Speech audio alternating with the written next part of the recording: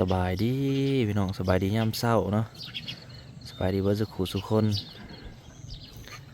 นี่ก็เด็กๆรถสวนหาย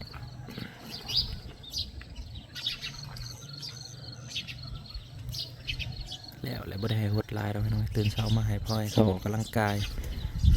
บ่อยากให้เขาตื่นมาอะไรบ่อยากให้เขาเล่นโทรศัพท์หรอกนะตื่นมาละเล่นโทรศัพท์โหลดมันสมองมันสี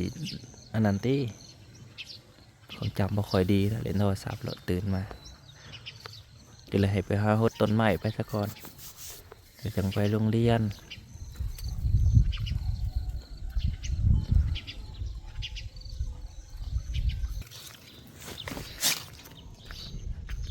เขาเบิ่งกระโพดก็ไปน้อยรถเขาก็ยังจอดด้วยนี่นะตะเว้นตะวันตรงตอนนี้ตะเว้นตรงเลยตากแดดอีกเด้ตอนนั้นก็ตากแดดประมาณ9 โมง 10 โมงก็จังโหมบ่มีบอลไว้ขางน้ำมันแดดจะได้ซื้อผ้าน้ำมาขังอยู่พุ่นแหละจะไปไหวขังนั้นโอ้ตะเว้นเห็นก็เอียงมาตรงเลยบ้านพี่ตรงเลยเอียงมาตรงเลยมันตรงขักมันยังเพื่อมันจะขึ้นวิวิตพี่วัน10 โมง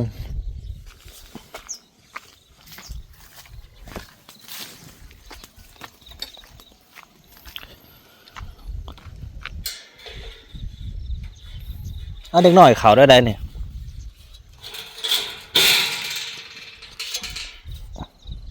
ไปเขาทั้งได้คือบ่ได้เปิดประตู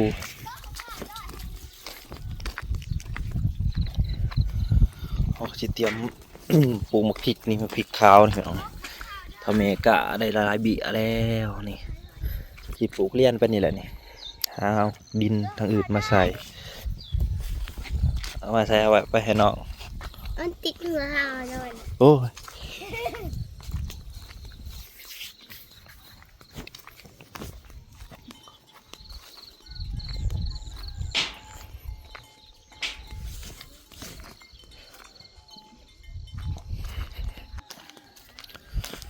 ซีดามักซีดาพี่น้องเป็นหมากสิจับจักหน่วยแล้วเบิ่งไปซีดาฟันได้นี่1,000ซื้อมาข้าวโพดไปหน่อยหน่วยบนใหญ่ก็ได้สำนีกันยังดีอยู่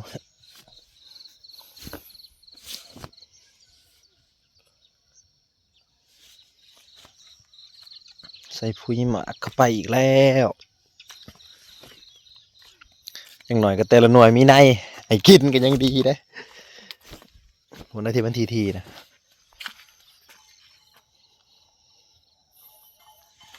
เสร็จฮักกันนี้แล้ว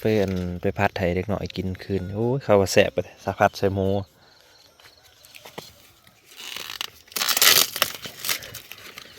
ไม่ใหญ่ขนาด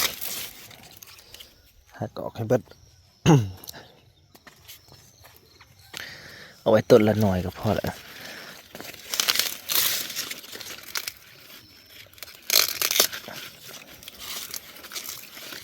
ต้นนั้นก็หนูเป็นไตใหญ่เอาไว้ต้นละหน่อยพอใหญ่ขึ้นว่าแน่ต้นนั้นมีหน่วยเดียวใหญ่คือเปล่า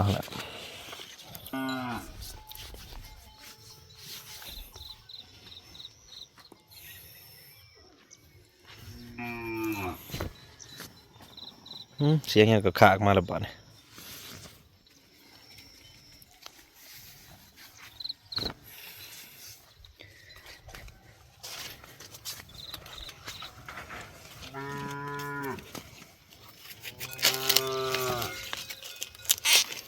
ใส่หมากโอ้ลายหมากลายเลยพี่น้องใส่หมากนะแต่ว่ามันชิ้นใหญ่สำได้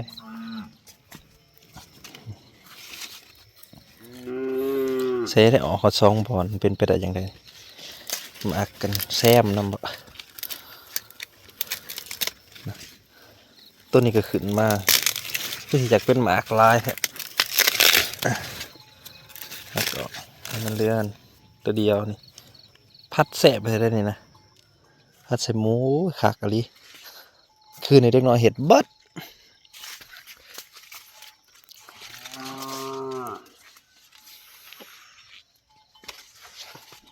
นี่คืออยู่นี่ผักใหญ่ตัวนี้ก็มันใหญ่ขึ้นมาเลย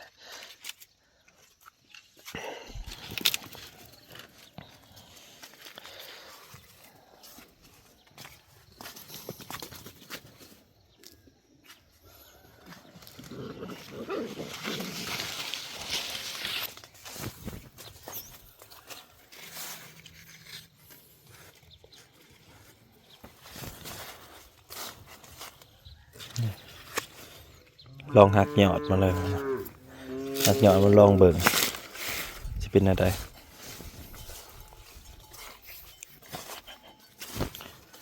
อีกบ่เฮิงก็จะเก็บเกี่ยวแล้วพี่น้องเอ้ยบ่เฮิงบ่ได้ดอก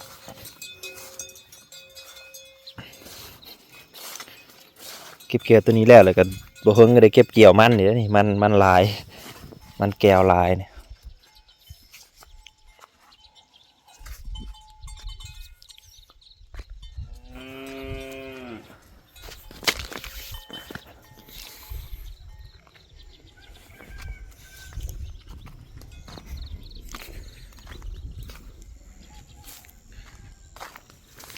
พาไปเลาะเบิ่งหมักหมู่กันพี่น้องเอ้ย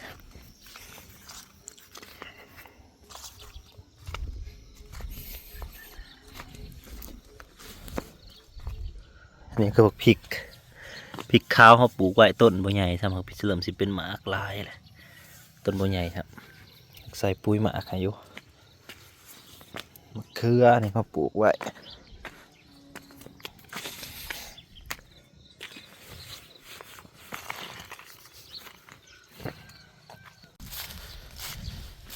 เลาะทุกมื้อพี่น้องสวนกันเลย เพราะว่ายังจะได้เห็นว่ามันเป็นในใดแต่ละมื้อเท่านี้ไก่มาสะจนว่านั่นเบิดละลามเครือยาวหมากคือบ่ทันเห็นออกมันสิไปเป็นอยู่แถวใดหมากดอกอยู่แถวใดหมากมันคือบ่เห็นเครือยาวแต่บ่มีหมากเป็นหวัดเป็นอ้อยตื่นมาพักที่หวานไว้ งามเลยเด้อหอมปอมนี่จะเป็นผักสลัดม่วงออกเสย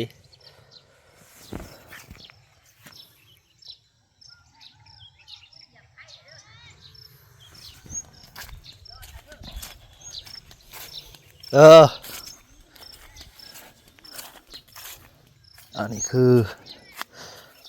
ข้าวโพดนะพี่น้องต้นไหนกินหลายก็ลกทิ่ม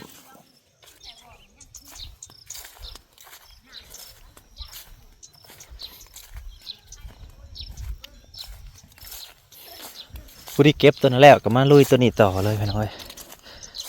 ลุยดูแลตัวนี้ต่อจะปลูกซ้ำนี่แหละปีนี้มันก็อันปลูกอยู่มันก็ฝนตกอยากจะได้เก็บแล้วเขาปลูกสาเนี่ยมันกันนี่มันก็มีลายบ่องได้มันก็เขาปลูกไว้ลายบ่อนมันมีลายบ่อน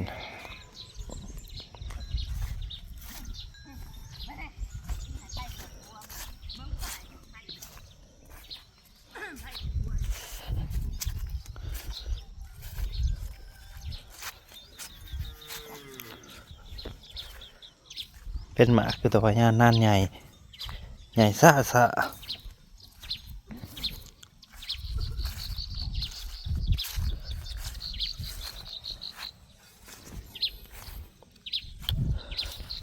เนาะตัวนี้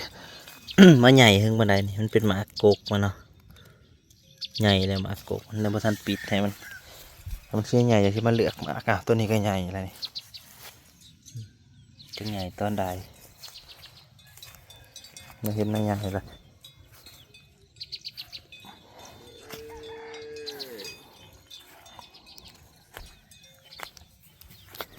เครือจะที่ยางบ่ได้แถวนี้เครือมันออกมาลายแต่หมากยังบ่ทันจับลายเป็นได้หมากก็ได้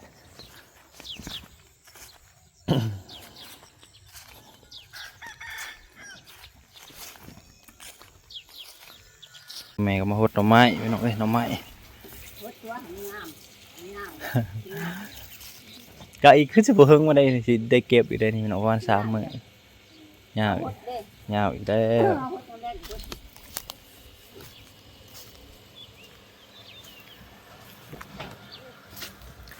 เก็บไปแล้วก็ยาวมาใหม่ว่าหนอมันบ่ออกได้กินหนอเดียวตัวนี้แหละนี่หนอนี่จักหลักใหญ่เฮิงปานใดโอ้โหแต่ว่าหนอมันบ่ออกก็บ่เป็นหยังดอกเพราะว่ายามฝนน่ะมันสิออกลายอยู่แล้วหนอมันกินแหนงมันก็กินไปขอแต่ได้เก็บนะปีที่แล้วบ่ได้เก็บจักดิได้เก็บจักดิก็เลยปีนี้ก็เอาผู้ใหญ่เพิ่นก็อุดหนุนซื้อซอยปลาแพทย์น้ำอุดหนุนพอได้ค่าน้ำมันค่าปุ๋ยมาหว่านนี่แหละหว่านให้มันดูดไปนี่แหละเพราะว่าคันบ่เฮ็ดกันก็บ่ได้คันบ่ใส่ปุ๋ยมันก็นานใหญ่ปุ๋ยแต่ว่าเฮาก็หว่านไปบริเวณนอกเลยให้มันดูดกินดีๆพี่น้องนะบางแน่มันแห้งเริ่มแห้งนี่แหละไว้นะดูดกินดี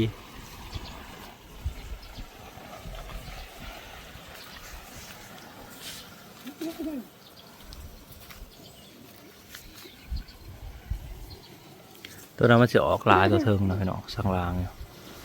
เป็นตะตูดเป็นตะเป่าเห็นปะกำลังออก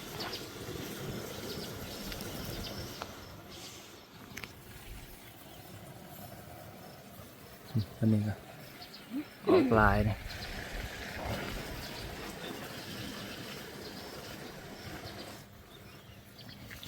พอได้แกงพี่น้องเอ้ยพอได้แกงพอได้แกง